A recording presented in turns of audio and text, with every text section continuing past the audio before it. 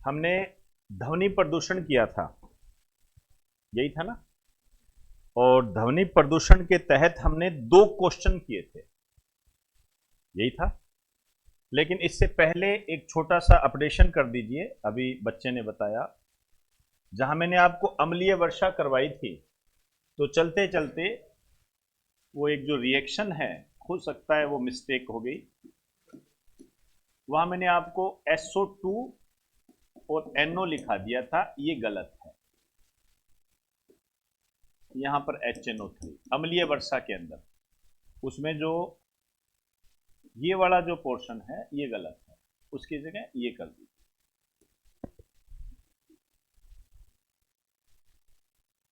ये कर दीजिए।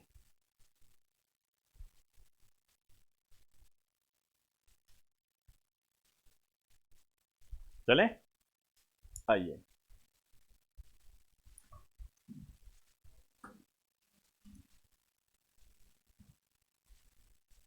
हो गया। अब ध्वनि प्रदूषण पे आ जाइए वापस। एक हमारे सामने रिपोर्ट आई है UNEP की फ्रंटियर रिपोर्ट 2022। UNEP की फ्रंटियर रिपोर्ट 2022। ये जो रिपोर्ट जारी हुई है मार्च 2022 के अंदर, महत्वपूर्ण है ये, ध्यान रखें। और ये उन्होंने ऊपर ही लिख दिया है कि UNEP के द्वारा ये जारी हुई है।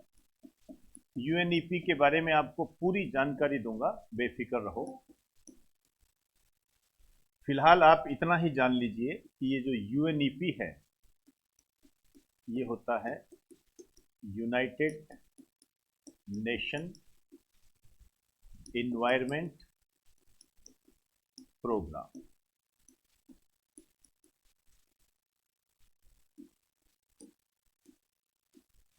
संयुक्त राष्ट्र पर्यावरणीय कार्यक्रम ये होता है। इसने रिपोर्ट जारी की है और अपनी रिपोर्ट में इसने ये कहा है कि दुनिया में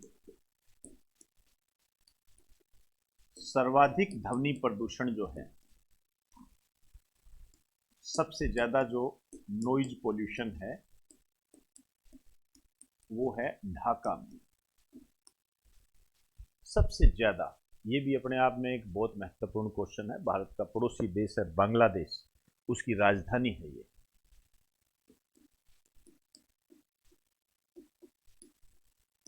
बांग्लादेश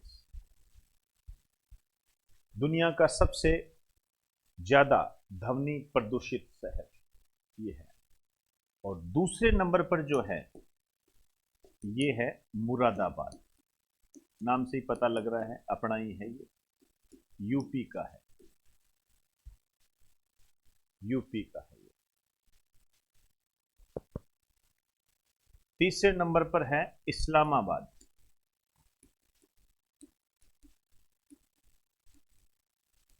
ये पाकिस्तान की राजधानी है। ये तीसरे नंबर पर है। तीन ही काफी है, बस थोड़ा सा इनका डेसिबल पे गौर कर लें। ये जो ढाका है, इसमें जो दर्ज किया गया है ये है 119 डेसिबल। 119 डेसिबल। और जो मुरादाबाद है, इसी के आसपास ही है 114 डेसिबल। 114 डेसिबल। और जो इस्लामाबाद है वो है 105 डेसिबल।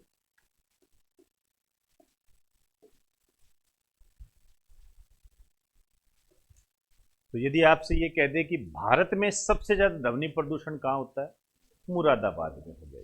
ठीक, इसकी फ्रंटियर रिपोर्ट के आधार पर अब हमें भारत के कुछ शहरों को देखना पड़ेगा, जिसमें जो राजस्थान के बच्चे हैं वो विशेष रूप से ध्यान दें कि राजस्थान का कौन सा शहर इसके अंदर आता है। इस टाइप के क्वेश्चन बनते हैं। इधर आ जाइए।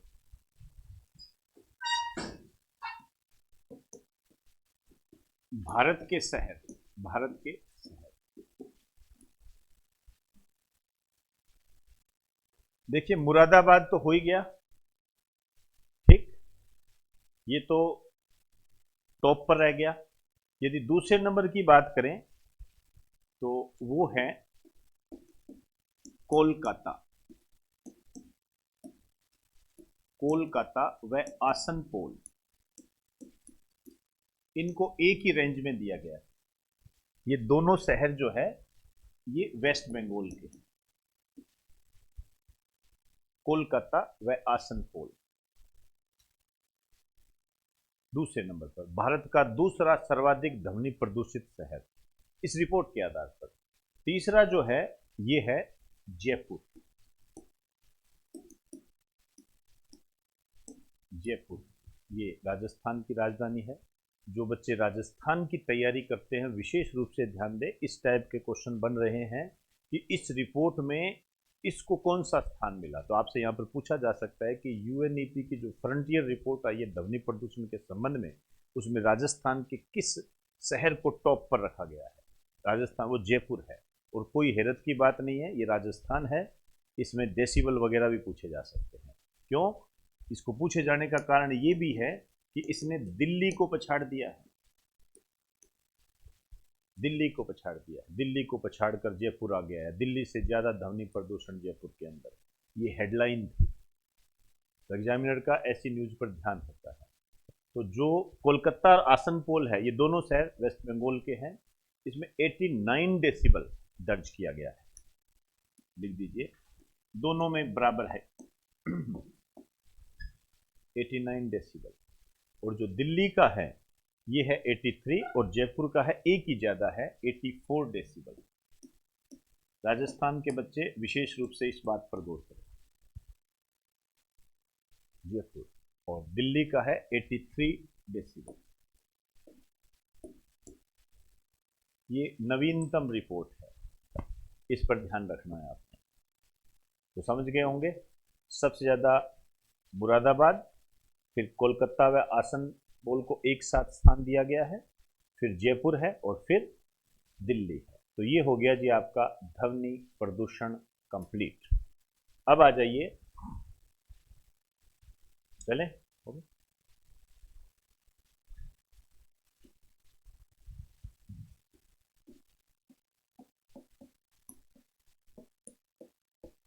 रेडियो एक्टिव प्रदूषण। रेडियो एक्टिव प्रदूषण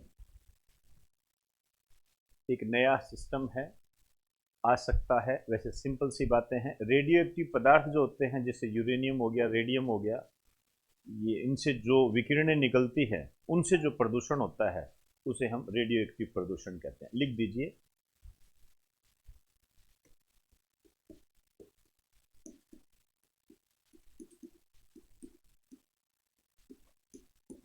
रेडियो एक्टिव पदार्थों,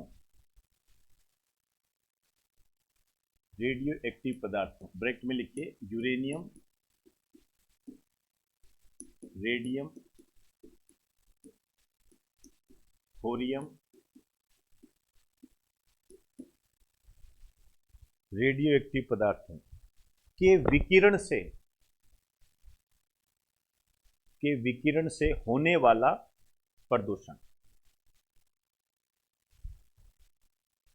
के विकिरण से होने वाला प्रदूषण रेडियो एक्टिव प्रदूषण कहलाता है। रेडियो एक्टिव प्रदूषण कहलाता है। इसकी जो मापन इकाई है, इसको मैं एक क्वेश्चन के रूप में मानता हूं, किससे मापते हैं इसको। वैसे तो देखिए इसका नाम होता है रोटेंजन, रोटेंजन बोलते हैं, लेकिन इसको बेसिकली एक शब्द में आसान भाषा में बोला जाता है रैम। रैम इसकी इकाई होती है। एक अच्छा क्वेश्चन इस पे बनता है, आपसे पूछा जा सकता है कि जितने भी जो प्रदूषण है उसमें सबसे ज्यादा खतरनाक कौन सा है। ऑप्शन में दे देगा वायु प्रदूषण, रेडियो एक्टिव प्रदूषण, जल प्रदूषण, ध्वनि प्रदूषण। तो सबसे ज्यादा जो है वो ये है। क्यों है? वो इसलिए है क्योंकि जल, थल और वायु तीनों को प्रभावित करता है। तो इसमें एक लाइन लिख दीजिए, लिखिए, यह सभी प्रदूषणों में यह सभी प्रदूषणों में सर्वाधिक घातक प्रदूषण होता है। यह सभी प्रदूषणों में सर्वाधिक घातक प्रदूषण होता है। सर्वाधिक घातक प्रदूषण होता है क्योंकि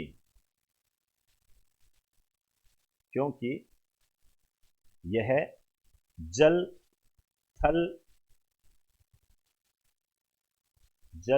थल और वायु तीनों को प्रभावित करता है।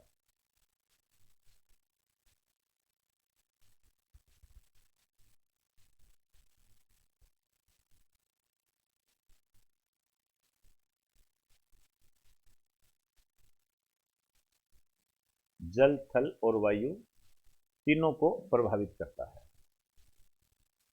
ठीक है, अभी जो हमारे सामने एक डाटा है कि सबसे ज्यादा वायु, ये जो रेडियो एक्टिव प्रदूषण है, ये भारत के किस राज्य में है? केरल में देखने को मिलता है। एक लाइन लिख दीजिए, सर्वाधिक रेडियो एक्टिव प्रदूषण, सर्वाधिक रेडियो एक्टिव प्रदूषण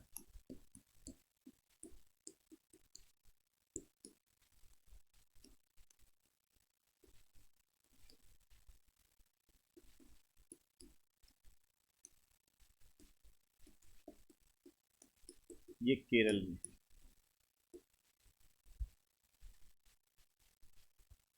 अब देखिए इससे कौन कौन से प्रभाव पैदा हो सकते हैं, कौन कौन से प्रभाव पैदा हो सकते हैं।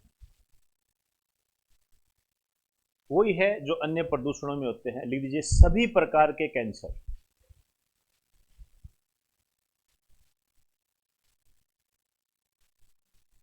सभी प्रकार के कैंसर,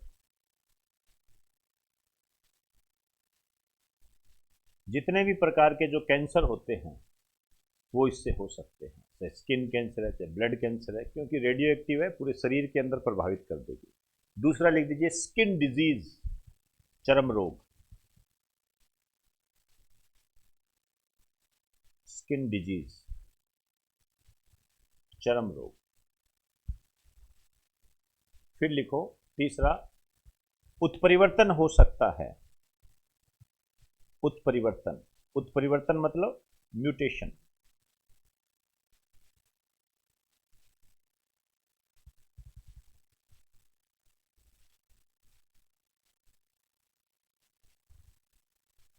चले, आइए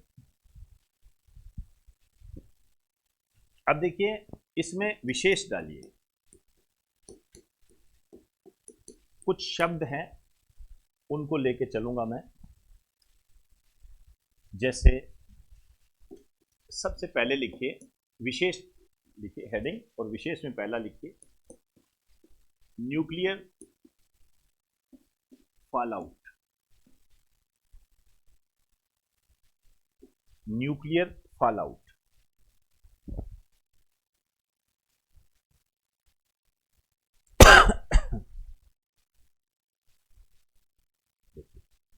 कोई भी या जब भी परमाणु विस्फोट होता है, जैसे हिरोशिमा नागासाकी में हुआ था, परमाणु विस्फोट होता है, तो परमाणु विस्फोट के बाद में जो रेडियो एक्टिव पदार्थ होते हैं, परमाणु बम में रेडियो एक्टिव पदार्थ तो इस्तेमाल होते हैं, वो जब विस्फोट होता है तो जो राख बनती है, उस राख को हम न्यूक्लियर फॉलआउट बोलते हैं। लिख दीजिए, परमाणु बम विस्फोट के बाद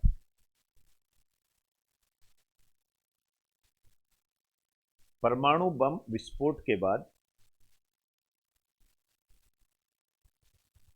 परमाणु बम विस्फोट के बाद रेडियो एक्टिव पदार्थों की या रेडियो एक्टिव पदार्थों के, परमाणु बम विस्फोट के बाद रेडियो एक्टिव पदार्थों के चूर्ण को जो धरती पर गिरते हैं, चूर्ण को जो धरती पर गिरते हैं, उन्हें न्यूक्लियर फॉलआउट कहते हैं।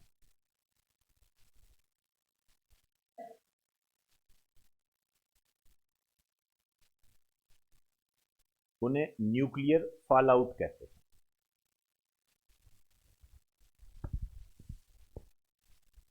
ठीक, तो ध्यान रखना। अब हालांकि वैसे देखिए इनका इलाज तो ऐसा कुछ नहीं है, लेकिन फिर भी एक बात बताई गई है कि इससे कैसे बचे। तो ये कहा गया है कि पोटेशियम आयोडाइड की गोलियों का सेवन कीजिए। लिख दीजिए,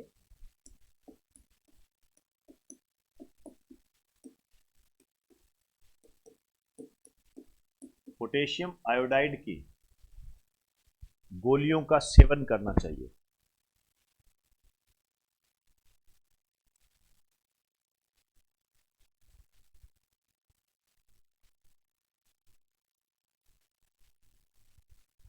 पोटेशियम आयोडाइड की गोलियों का सेवन करना चाहिए।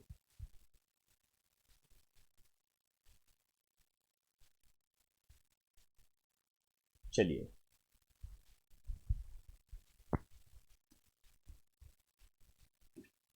लिखिए प्रमुख दुर्घटनाएं। प्रमुख दुर्घटनाएं, इसमें एक तो आप लिख सकते हो हिरोशिमा व नागासाकी पर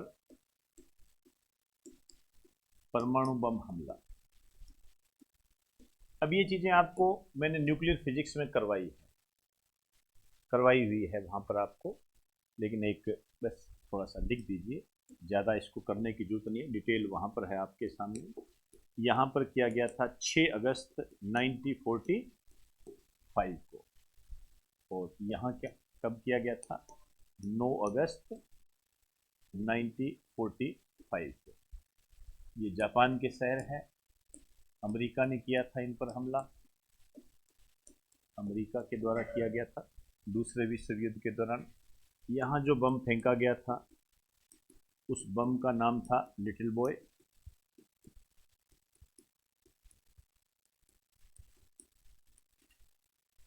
और यहाँ जो बम फेंका गया था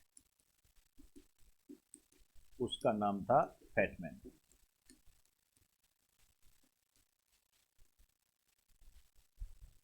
फैटमैन, ये चीज़ें बताई हुई है आपको, इसलिए ज़्यादा इसमें ज़्यादा तंग होने की आवश्यकता नहीं।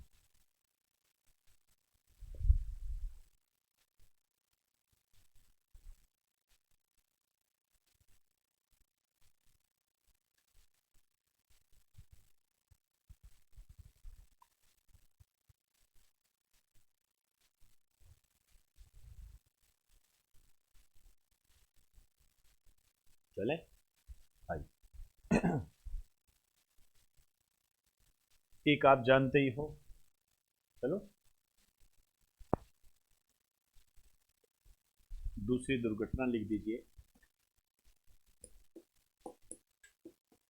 चेरनोबिल परमाणु दुर्घटना।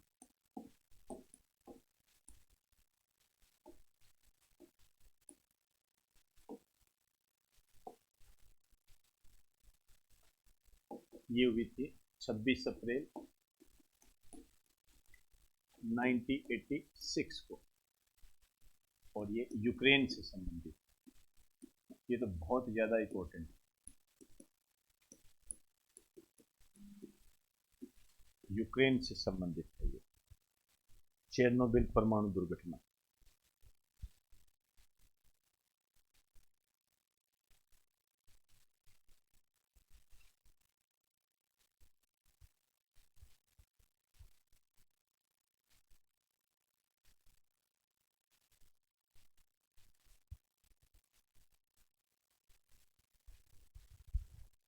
इसी के साथ एक घटना और है,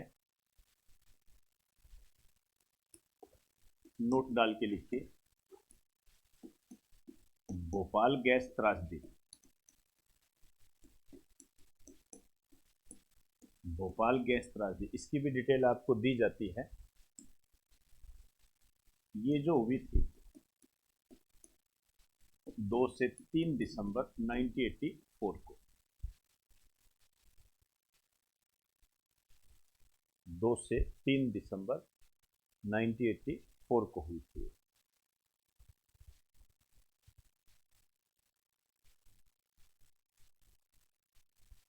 मध्य प्रदेश से संबंधित है, आप जानते ही हो।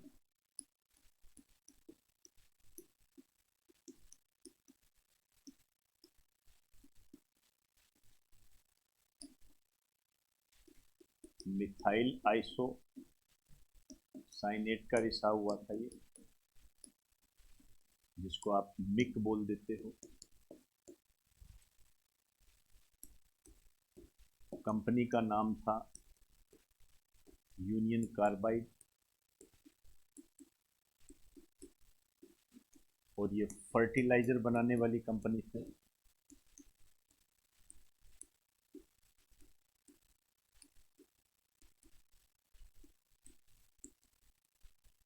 दूसरी बात, ये जो है ये अमेरिका की कंपनी थी।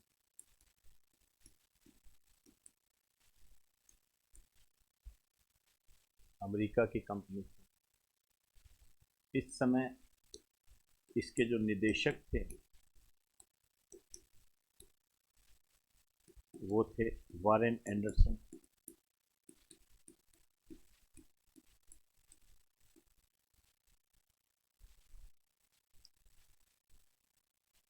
अब देखिए, यहां जो महत्वपूर्ण बात है इसको हम और किस तरीके से जोड़ सकते हैं। ये जो 2 दिसंबर है, ठीक है ना, मैं यहां से निकाल लेता हूं 2 दिसंबर।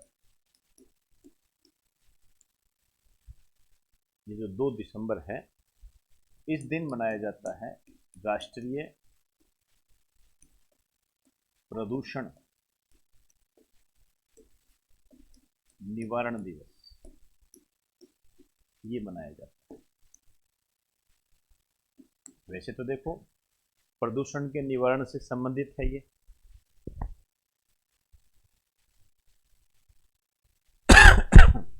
प्रदूषण निवारण दिवस है ये।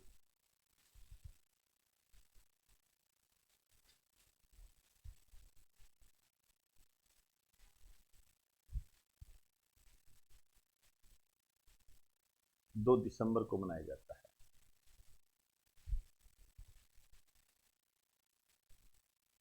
इसके नीचे लिखिए,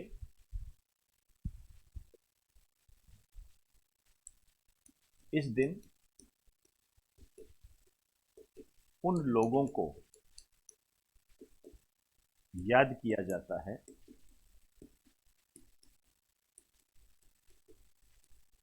जो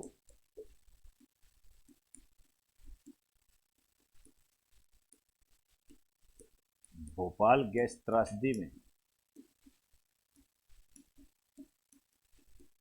मारे गए थे। उन लोगों को याद किया जाता है जो भोपाल गैस त्रासदी में मारे गए थे।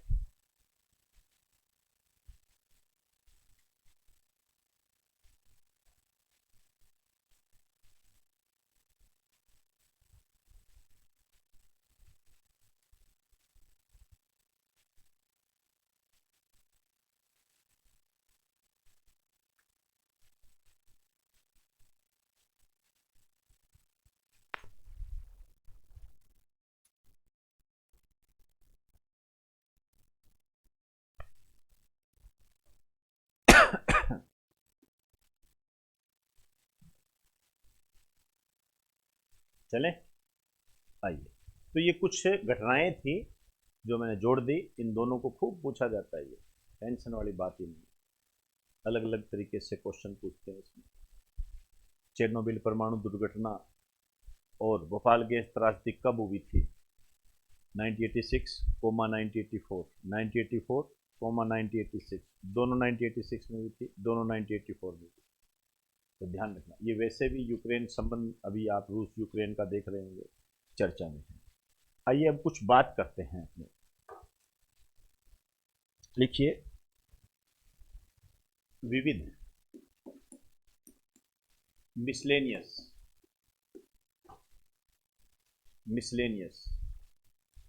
कुछ नए शब्द हैं जिनकी हम बात करेंगे। आजकल इसी टाइप के क्वेश्चन बन रहे हैं।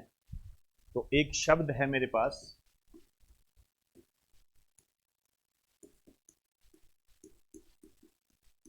Radio active forcing.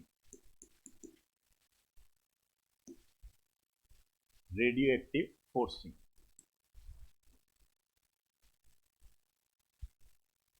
Radioactive forcing शब्द है ये।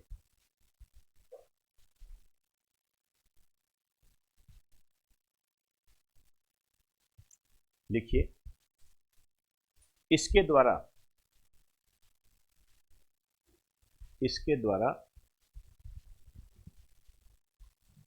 ग्लोबल वार्मिंग से होने वाले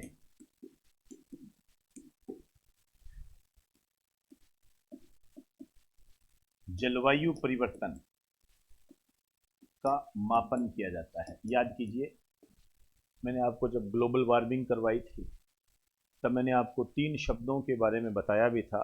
ग्लोबल वार्मिंग क्या होती है, जलवायु परिवर्तन क्या होता है, ग्रीन हाउस प्रभाव क्या होता है। ठीक है, तीनों एक दूसरे से कोरिलेट है, लेकिन तीनों में अंतर होता है। वो अंतर मैं आपको बता चुका हूं। तो ग्लोबल वार्मिंग के कारण जो जलवायु परिवर्तन होता है उसका मापन जो किया जाता है उसे हम कहते हैं रेडियो एक्टिव फोर्सिंग, ये कहा जाता है। एक है मेरे पास जीरोडर्मा पिगमेंटोसम। जीरोडर्मा पिगमेंटोसम, जीरोडर्मा पिगमेंटोसम, इंग्लिश वर्ड है ये।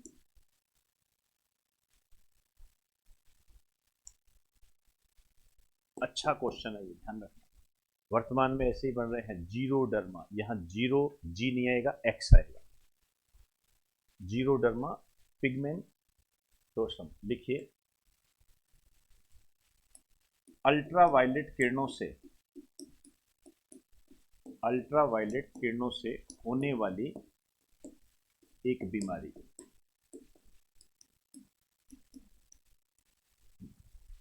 अल्ट्रावायलेट किरणों से होने वाली एक बीमारी। एक बीमारी होती है ये जो अल्ट्रावायलेट किरणों से होती है, ध्यान रखना। ठीक है, तो ये नई चीजें हैं आपके सामने। एक शब्द और है अपने पास, वो तो आपके लिए नया ही हो, पुराना ही होगा, कोई बड़ी बात नहीं है, जानते होंगे उसको। लिखिए, ह्यूमेलिन। ह्यूमेलिन, ह्यूमेलिन एक शब्द है ये।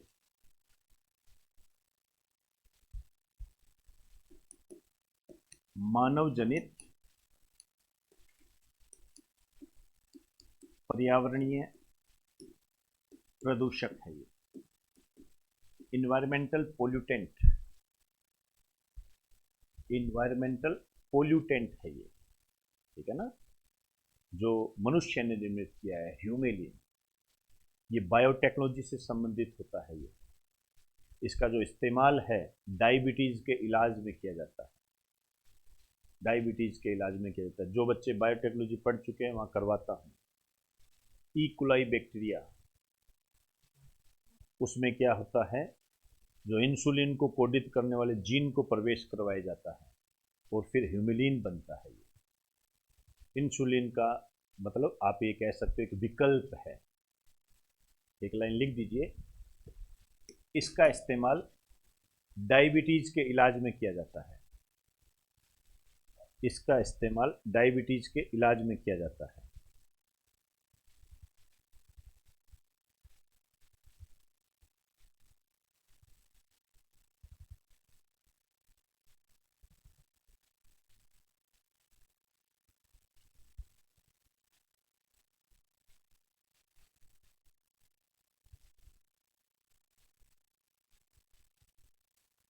देखिए, हमने लाइकेन के बारे में खूब पढ़ा है। वायु प्रदूषण का सूचक होता है, शैवाल और कवक का सहजीवन है। ये शहरों से बाहर उगते हैं, इससे ये स्पष्ट होता है कि ये वहां उगते हैं जहां पर पोल्यूशन कम होता है, बेसिकली वायु प्रदूषण। लेकिन आपके एक क्वेश्चन आया हुआ है कि ये जो लाइकेन होते हैं ये सबसे ज्यादा किसके प्रति संवेदनशील होते हैं?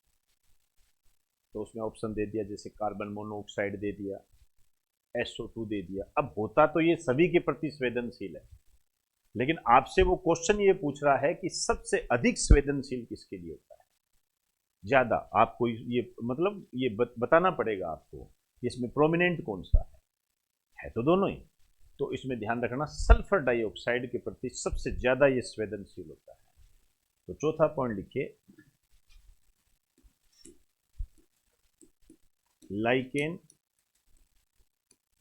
SO2 सल्फर डाइऑक्साइड के प्रति सबसे अधिक संवेदनशील होता है, सेंसिटिव।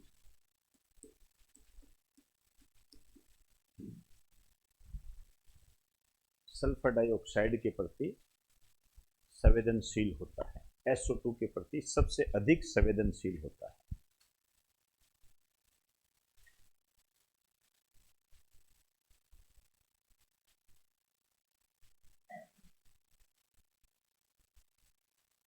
लाइकेन आप जानते ही हो, बताया हुआ है, शैवाल व कवक का सहजीवन है। SO2 है, क्रैकिंग गैस के नाम से इसको जानते हैं। और इसके अलावा ये औद्योगिक क्षेत्रों से निकलने वाली गैस है। सबसे ज़्यादा वायु प्रदूषण करने वाली गैस कौन सी है, आप बताइए। CO है, ध्यान रखना, CO2 नहीं है। CO2 तो प्रदूषणकारी गैस ही नहीं है, CO। और दूसरी सबसे ये होती है। चलिए पांचवा लिखिए, ग्रीन अकाउंटिंग। नाम से देखिए, ग्रीन, जहां ग्रीन शब्द आ गया, इको फ्रेंडली। ग्रीन जो होता है इको फ्रेंडली को रिप्रेजेंट करता है। और जो अकाउंट होता है, आप जानते हो, लेखा है, तो नेशनल इनकम से इसको जोड़ा गया है। लिख दीजिए, प्रदूषण व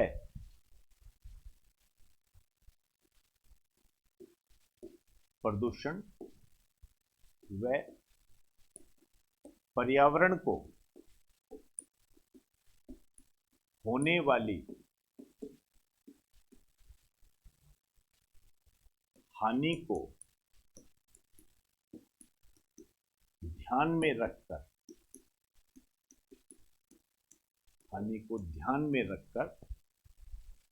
नेशनल इनकम निकालना, राष्ट्रीय आय निकालना।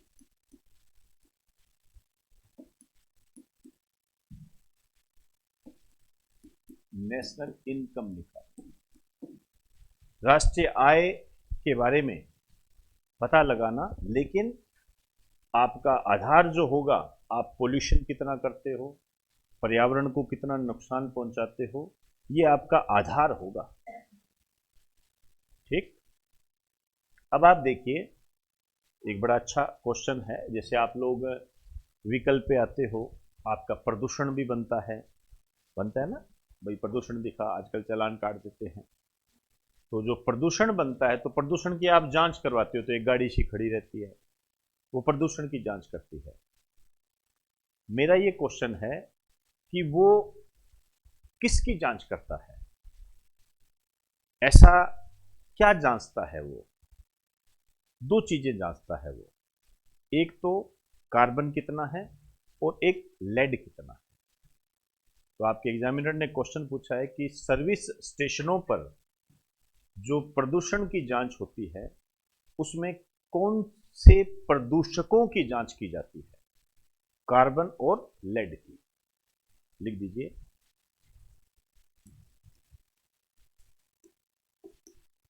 कार्बन व लेड। लेड मतलब शीशा। इसके नीचे लिखो लिखिए सर्विस स्टेशन पर मोटर कारों के सर्विस स्टेशन पर मोटर कारों के प्रदूषण जांच में मोटर कारों के प्रदूषण जांच में इनकी पहचान की जाती है। इनकी पहचान की जाती है।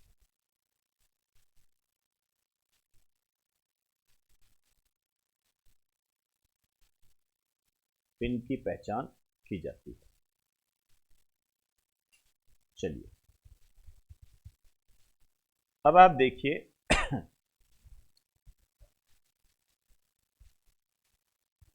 इसके अंदर लिखिए कौन सा पॉइंट है, सातवां पॉइंट लिखिए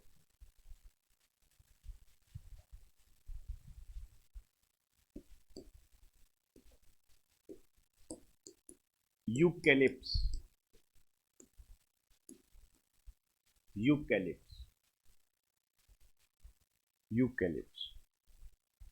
ये जो यूकैलिप्स है इसको कहा जाता है पर्यावरण शत्रु, इन्वायरमेंट एनिमी। यूकैलिप्स को खूब पूछा जाता है। अब इसका क्या होता है,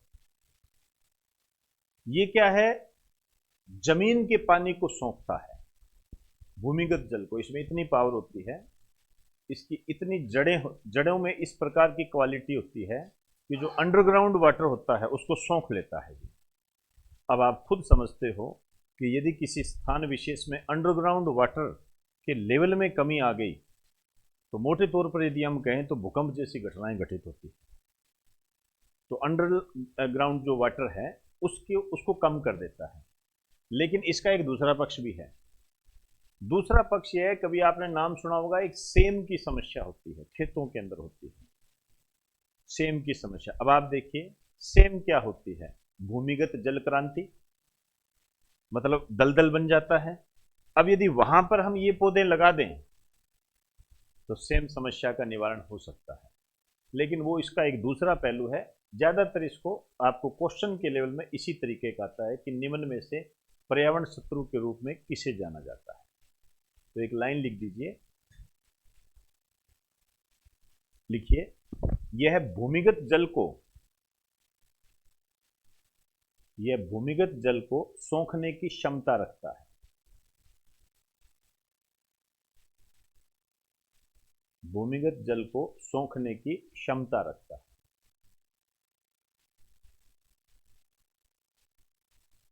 को सोखने की क्षमता रखता है। अब आइए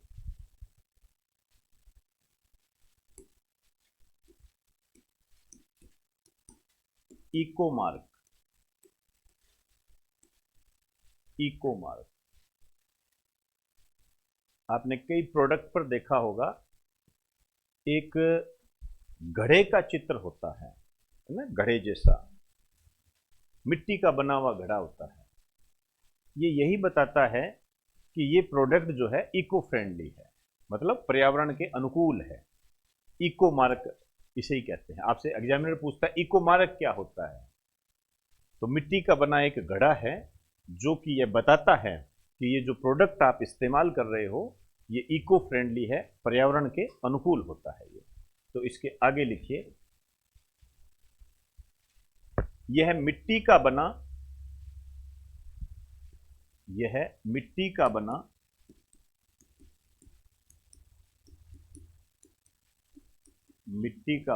घड़े का चित्र है।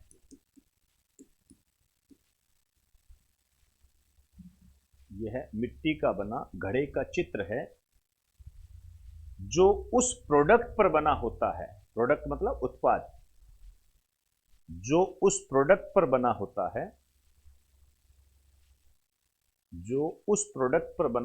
है, जो पर्यावरण के अनुकूल होता है। आप कह सकते हो इको फ्रेंडली। ये भी कह सकते हो जो पर्यावरण को हानि नहीं पहुंचाता है।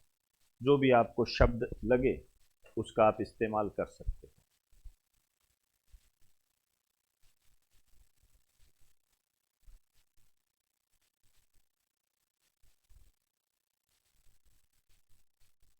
चलिए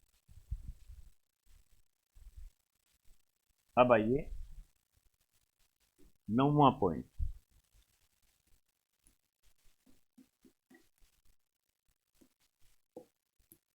अर्थ आवर। अर्थ आवर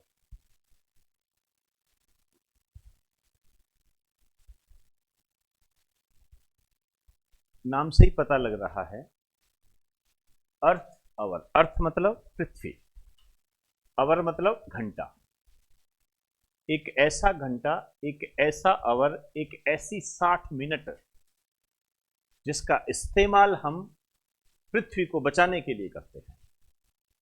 इसमें क्या होता है, हम इस एक घंटे के अंदर जो भी ऊर्जा से संबंधित जो इंस्ट्रूमेंट होते हैं जिसमें ऊर्जा लगती है, जैसे बल्ब जल रहा है, पंखा चल रहा है, ये जो इंस्ट्रूमेंट होते हैं इनको हम एक घंटे के लिए बंद करने का आह्वान करते हैं ताकि सभी लोग इसे बंद करें। अब आप सोचिए यदि इसको एक घंटे तक बंद कर दिया जाए, आप सोचो तो हम कितनी एनर्जी बचा सकते हैं। भाई इस एक घंटे में सभी बंद रखेंगे तो हम एनर्जी को बचा सकते हैं। तो ये भी अपने आप में क्या होता है, एक ऐसा कदम है जो हम पृथ्वी के जो संसाधन है उनको हम बचा सकते हैं, रिसोर्सेज बचा सकते हैं। इसका जो प्रारंभ हुआ था, इसकी जो स्टार्टिंग हुई थी 2007 में। स्थान था ऑस्ट्रेलिया।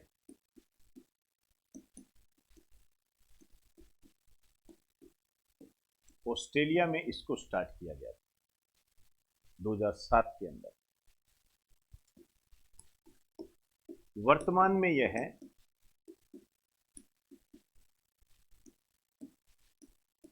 संपूर्ण विश्व में मनाया जाता है।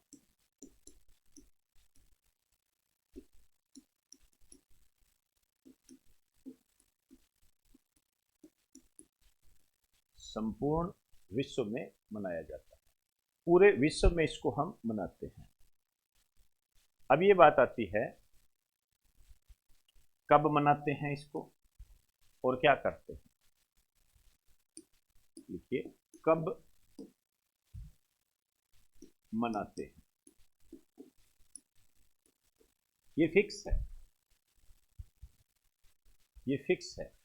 लिख दीजिए मार्च महीने का अंतिम शनिवार।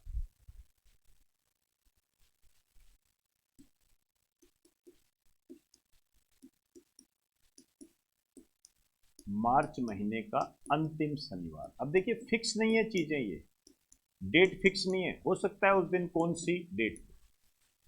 मार्च महीने का अंतिम शनिवार। इसके नीचे लिखो इस दिन रात्रि 8:30 से 9:30 बजे तक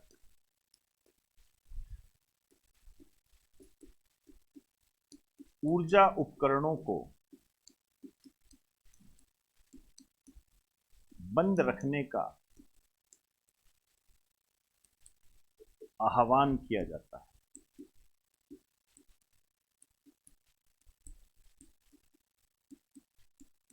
ऊर्जा उपकरणों को बंद रखने का आह्वान किया जाता है। इस दिन आप ये बंद रखें, ये आह्वान करते हैं। तो ये पर्यावरण के संबंध में जो बातें थी मैंने आपको बता दी, या विशेष रूप से आज हमने शब्दों के बारे में पढ़ा है, जैसे ग्रीन अकाउंटिंग। ये वो क्वेश्चन होते हैं जो मेरिट तय करते हैं, ये साधारण टाइप के क्वेश्चन नहीं है, ध्यान रखना। ये सीधे क्वेश्चन नहीं है। जैसे अर्थ ओवर, इस पे तो क्वेश्चन भी बना हुआ है।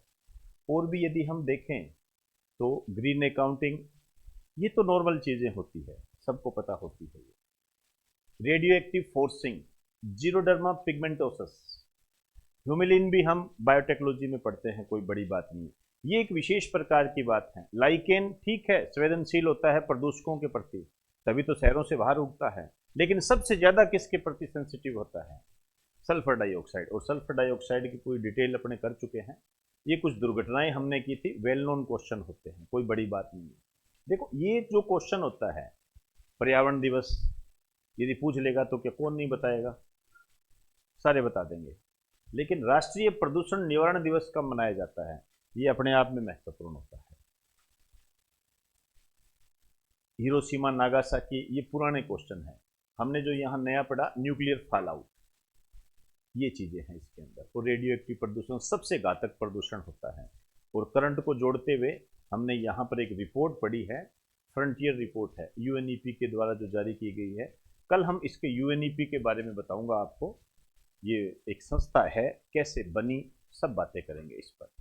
तो आज हम इतना ही करेंगे।